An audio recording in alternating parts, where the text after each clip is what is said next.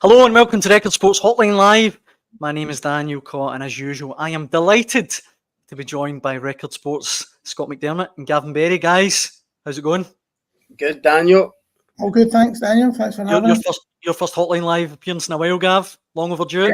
Yes, long overdue. Yeah, and back by popular. I was going to say, sadly, man. I was going to say popular demand, and I actually had to stop myself there. The Housewife's favourites back, Daniel. That's it. Numbers of sorry. Back by unpopular demand.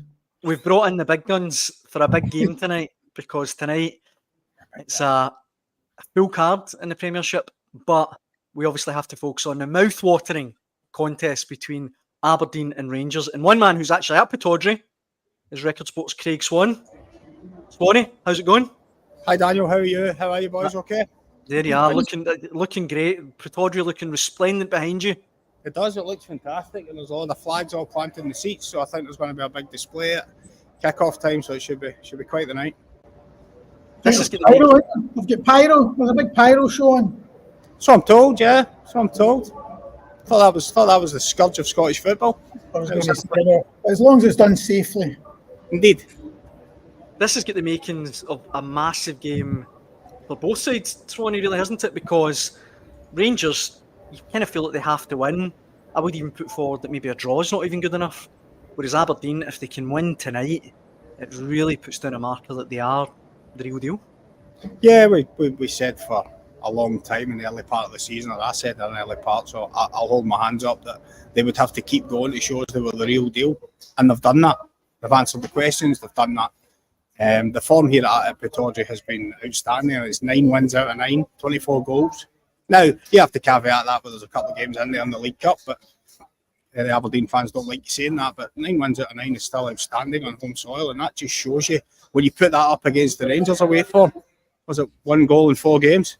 It's, I've spent the large majority of the afternoon up here today, and I rarely have I detected as much confidence amongst the locals, which is, of course, potentially a dangerous thing for Aberdeen, that but the locals are really up for this. They think this is going to be a big night. Evidence of what we've seen this season, there's no reason for them not to think that, on the evidence of how both teams are currently playing. We put out earlier on Record Sports social media channels asking for predictions for tonight. I can throw a couple at you. Brian Roger. Tonight will be Clemont's last game, 2-1 Aberdeen. Thomas Thompson's a Rangers fan. He's a bit more confident. Aberdeen 1, Rangers 4. Dessers double, Czerny and Barami with the goals. I think any Rangers fan, Gav, would absolutely bite the hand off that right now. Oh, I cannot see that. Certainly not Dessers scoring anyway, even if it is 4-1. No, I think it's a fascinating game, Daniel, because you're right. I mean, there's so much riding on it. If Rangers lose and they're 9 points behind, not only Celtic but Aberdeen as well, I think you can safely say that would be the title race over. I suppose that then brings you to the question of how realistic is it that Rangers could win the title? There seems to be an acceptance almost before a ball was even kicked, even from within the Rangers camp. There was almost a resignation in terms of the actual title. I think if they were, to be honest, if they lost and fell 9 points behind Aberdeen, I still think they could finish second. There's no way they would finish. There's no way they could win the league being 9 points behind. But as Craig said, obviously the confidence is flowing through Aberdeen, and I think it will be really interesting to see how they approach it. They've got a full house. The fans are probably going to demand that Aberdeen go all out. There's a bit of fragility about Rangers. They're going to think they'll probably go for the throw it. And I think, in a way, that could actually suit Rangers a bit more, because we've seen them struggle this season when it comes to, packed defences and, teams that are solid. So if Aberdeen do open up and have a go, I think it could play into Rangers' hands a bit. I tipped 1-0 in the paper today, and that was my thinking behind that. Aberdeen, full of confidence, go for it. A bit like Rangers away in Malmo, which was a best performance this season. A team that opens up, they might get some joy. Mm-hmm. Gav, see what you're saying there about teams attack Rangers, it might suit them. In previous seasons or before now, I would have agreed with you on that, but I'm not sure about that this season. I'm not sure about that now. I look at a couple of the games at Ibrox, the most recent one being a perfect example, St Mirren, who I thought got after Rangers and went for them and went with a real attacking approach because they sensed that vulnerability. And I think Rangers struggle to deal with it. I think when teams get in their face now and go for them, I think they struggle to get out. I showed that, and that's actually my worry for Rangers tonight. If they're not mentally prepared for what's going to come at them for the first whistle, then I think they're going to struggle. Yeah, I was just thinking, do you imagine Derek McInnes was still in charge of Aberdeen? You know, the kind of stuffy teams that he set up when he was manager at Aberdeen against Rangers, and he got so much joy in doing that. I think he would have taken that kind of approach tonight. And I think, listen, if I was Aberdeen, that's what I think I would do, because the pressure is all on Rangers. The onus is on them. Aberdeen are 6 points ahead. Nobody really expected them to be in this position, you know, that they're in getting into this game tonight. So if I was them, I would just try and frustrate Rangers at the start and say, well, come and have a go, show us what you've got. But I don't think they will, because they're flying so high, because of the full house, and because it's probably not in the manager's nature. Are Aberdeen dealing with something new tonight, guys, in terms of out and out expectancy in a game like this? Even at Celtic Park, you know, a couple of games ago, no expectancy. It was almost seen as a free hit. This is different, because I'm only picked up on that because Gavin said the onus is on Rangers, the pressure's all on Rangers. I kind of feel tonight there's a wee bit of pressure on Aberdeen because there's an expected home support here. I think the home supporters are looking at the Rangers team thinking they're there for the taking. You need to take them, and I think that adds a wee bit of something for Aberdeen tonight. Now, we'll see whether they can handle it or not. I don't disagree. The only thing I'd say is, I said this to Daniel last Saturday against Dundee United in the late game. It was the first time I'd properly kind of watched Aberdeen live, despite seeing all the highlights and stuff. And listen, I know Rangers are a better team than Dundee United, but there was an expectancy when Aberdeen to go and beat Dundee United in the first half. It didn't quite happen for them. It was a kind of 50-50 game. It was a bit scrappy. So I was interested to see how they would deal with that the second half.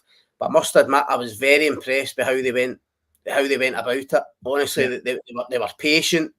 They were. The manager's bold as well, Scott, isn't he? The manager's really bold. It's just put the subs on, and they're out to win the game. They're out to win the game. You kind of get the impression tonight, if it's 0-0 with 20 minutes to go, it won't be a thought of, well, that'd be a reasonable point. That's fine. You'd imagine he'll be throwing subs on and trying to win the game.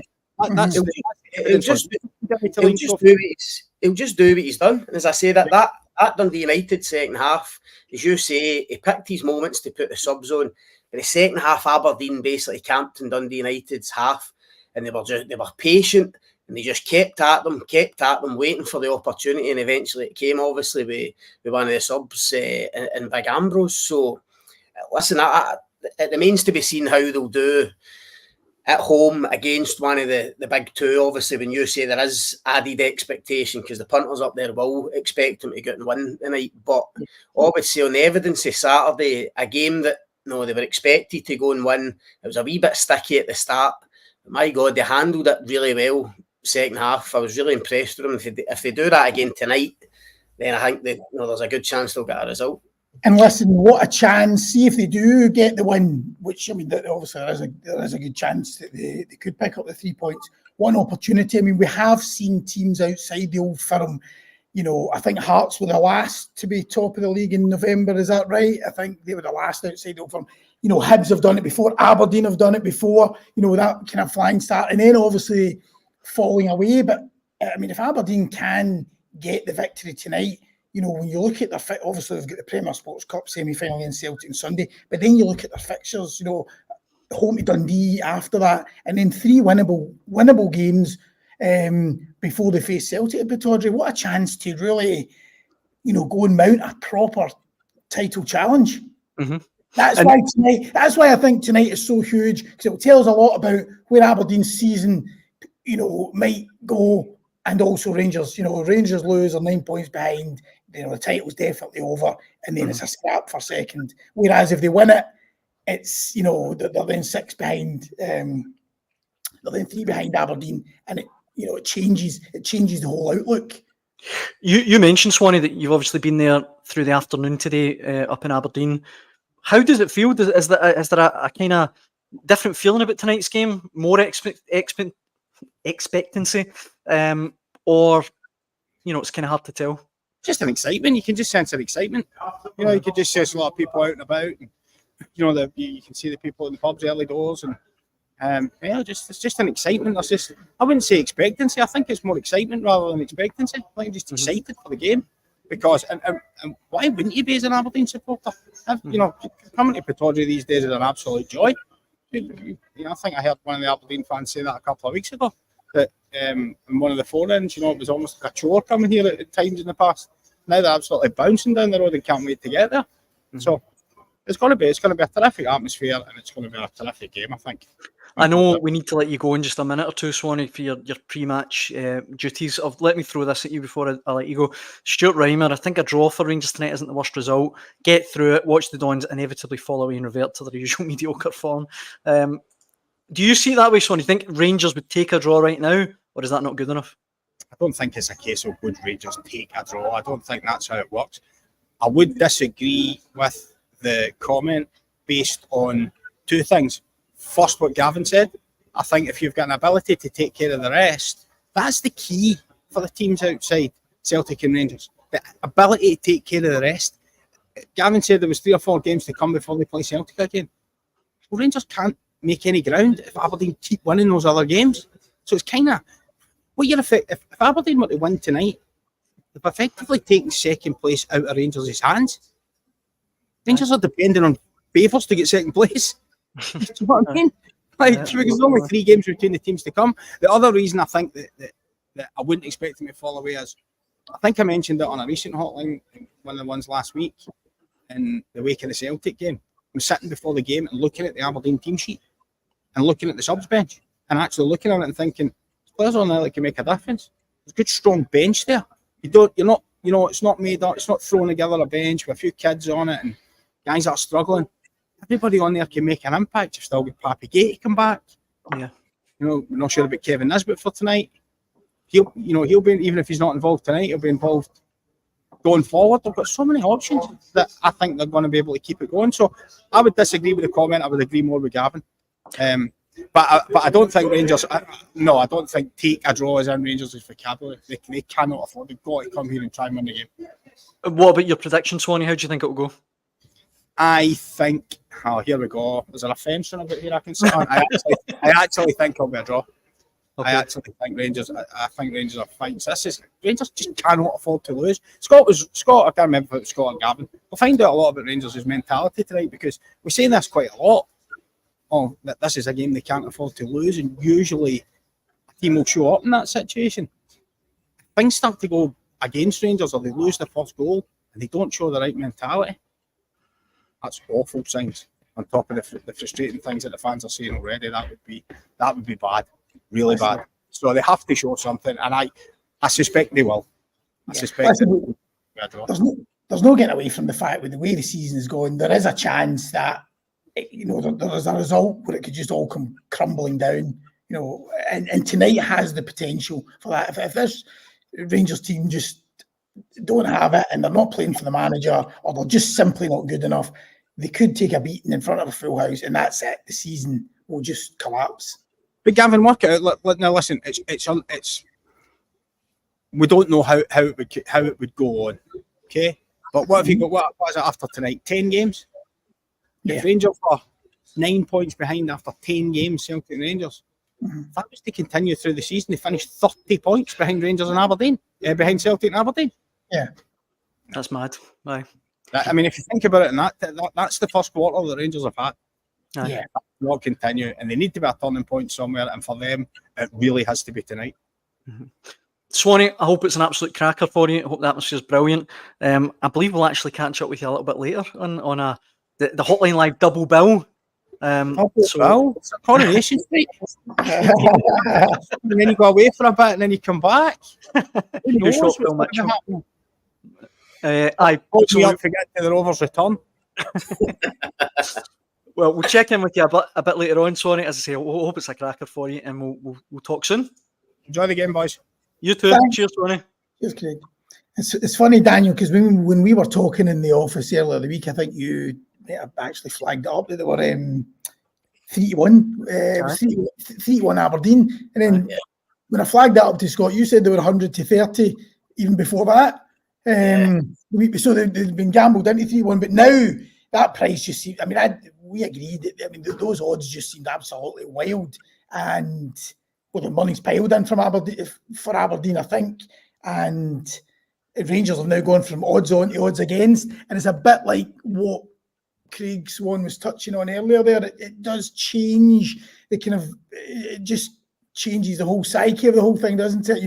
The pressure then going on. Suddenly you're looking at Rangers and think, well, they're odds against. There's a chance that Aberdeen have got plenty to prove. What if Rangers could go up there and get the win? They suddenly look like a more attractive bet.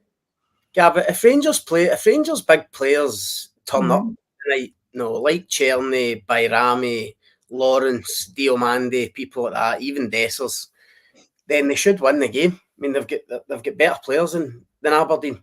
I know you could probably argue Aberdeen have got might have a bigger squad. Me and Daniel touched on that last night. The striking options that Jimmy Tillene has got. He's got more options up front than Rangers have.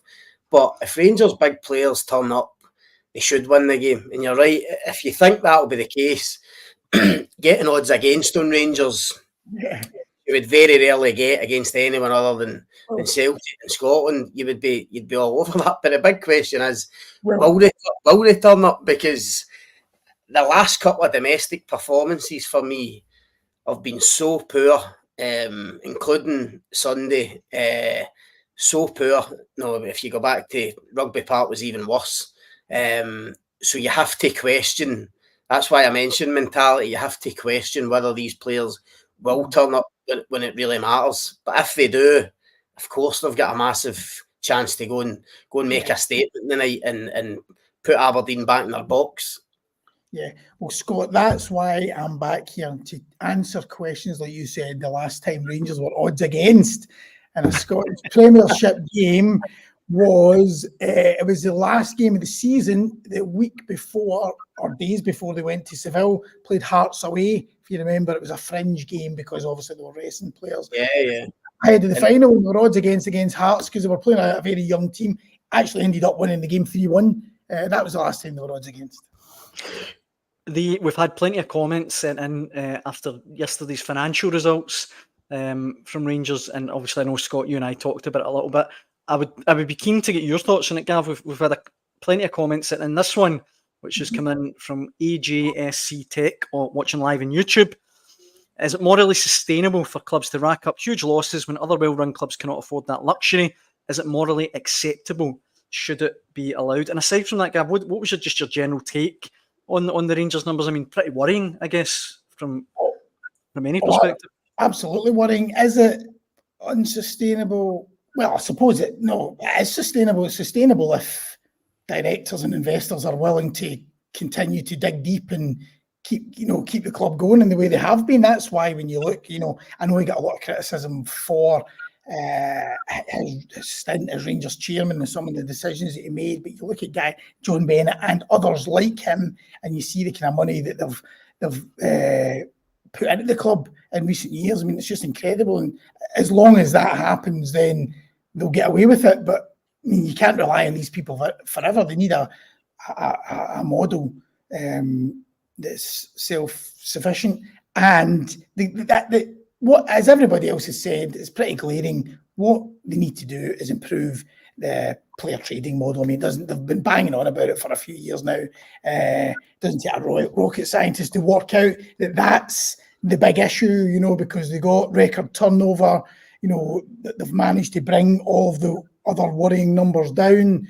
The wage bill brought down slightly, but it's that figure. And John Bennett spoke about that figure at the last AGM. It's the before the player trading number that needs to really be sorted out.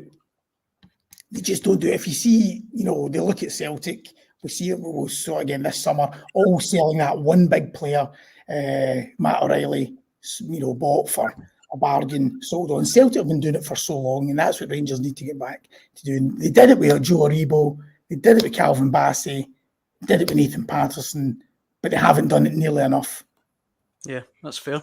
In the comment section, Scott, Robert, come on, you Reds on YouTube, he's taking issue with you. He says, no Rangers player would get in our team. What do you think of that?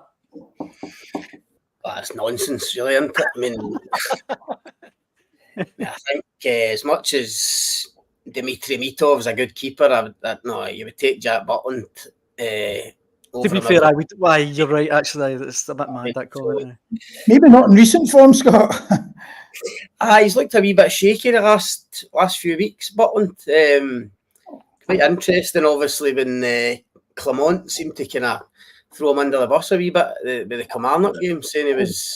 The Kilmarnock game out of jail against Stoya, and then St Mirren, no, would it be harsh? No, maybe it was harsh. The St Mirren game on Sunday, probably.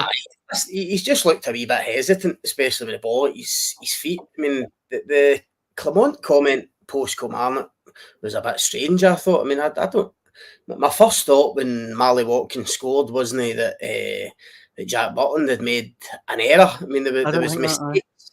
There was mistakes before the ball got there, and if you're going to point the finger at MD, it probably has to be John Souttar, who was far too easily muscled out yet by the striker to get and score. No, for a centre back, you need to go and win the challenges. And listen, that John Souttar's been excellent the last couple of months, so it's not a big dig at him, but I think he'll be disappointed with his part in that goal. But the Clement and Butland thing seemed a bit strange. I mean, it followed on from, obviously, it felt as if Butland had a wee dig at the manager after the Lyon game, and he said, no, I think we have to get in with a different approach. So you do just wonder if there's just maybe a wee bit of needle there. But listen, he's looked a bit shakier than he has previously. But to get back to your original point, I think I would still take him over Mitov, and that's before you even get into the outfield players, obviously.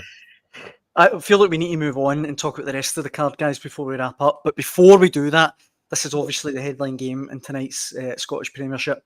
Gav, if Philip Clement loses tonight's game, is that him effectively done at Rangers? I'm not saying he'll get sacked tomorrow or anything, but can he really turn it around from there? I think he would find it very difficult. And I think, touching on the financial results earlier, which you spoke about, Daniel, I think when they came out, almost the first thing you thought was, well, they can't afford to sack him. I think if he lost tonight and he lost on Sunday, I think they might have no option but to sack him. If he lost tonight and won on Sunday, goes on to a cup final, he would maybe limp on a bit longer. But then you would just feel that you're then just waiting for that result. You always know there's that result coming, that big one where there's just no the point of no return. I think he would be in that territory. You would just be waiting for that. Is that fair, Scott? Do you go along with that? Pretty much. I mean, I think there does always come a breaking point. But what I will say is I think there is a real determination within Ibrox and within that board to stick with Clement, probably more than any other manager I can remember, because I think they realise where they are as a club, on and off the pitch. They've put faith in him by giving him a new contract. They accept that it's a new cycle in terms of players, and they're trying to build this squad up, and add value to it over the next 2 or 3 years. So I think they'll be desperate not to get rid of him, because I genuinely think they see wee bits of progress and wee bits of kind of potential in a couple of these players, and they would like Clement to stay with it, and that's aside for other factors like they've already got rid of 2 managers that's been really costly. They don't want to get into this habit of just every year, get to October, you're at the title race, you sack the manager. So I'm positive that John Gilligan and others in there really don't want to do it. But as Gav says, I suppose there's always a breaking point. I mean, I think if they lose tonight, I don't expect him to lose his job. I mean, he'll still be in charge for the cup semi. Listen, I would expect him to win that cup semi by hook or by crook. So as Gav says, he would probably give him a kind of stay of execution, if you like. But as Gav rightly says, the danger then is that you just go into every game knowing this could be the one. Well, it happened with Van Bronckhorst and Beale. We ended up going, it was that game-to-game basis. You were just watching every game, saying, right, if he loses this one, he's out the door. And then that eventually happens. I think it was against Aberdeen for Michael, wasn't it? And then Van Bronckhorst was St Mirren, wasn't it? Was that a draw? St Mirren away, aye. And then you just know. You just know. We've seen it so many times with managers on both sides of the old firm divide. They just limp on, and then bang. Mm-hmm. Absolutely. Time will tell. I guess Jordan Can says, "Why give him a contract to sack him? In Clermont we stand." Yeah, so he's got at least one supporter.